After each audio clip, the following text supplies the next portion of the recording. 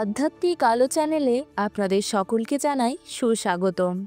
ঠাকুর রামকৃষ্ণ পরমহংসদেবের বাণী শুনলে আমাদের প্রত্যেকেরই মনে প্রবল শান্তি আসে। তাই আমার সাথে সাথে আপনারাও আস্বাদন করুন আজকের বাণী। শত্রুরা যিশুকে পেরেকবিদ্ধ করলে তিনি কিন্তু তাদের মঙ্গল প্রার্থনা করলেন। এ কেমন?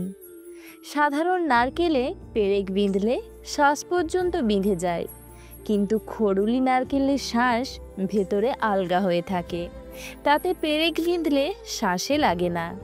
যীশুখ্রিস্ট খড়ুলি নারকেলের মতো ছিলেন, তিনি দেহ থেকে ভিন্ন ছিলেন, তাই তাকে কষ্ট দিতে পারেনি।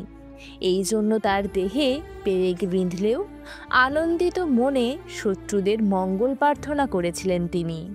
ভিডিওটি যদি আপনাদের ভালো লেগে থাকে তাহলে লাইক ও কমেন্ট করে অবশ্যই জানাবেন, আর আপনার প্রিয়জনদের সাথে ভিডিওটি শেয়ার করে সাবস্ক্রাইব করে পাশে থাকবেন। নমস্কার।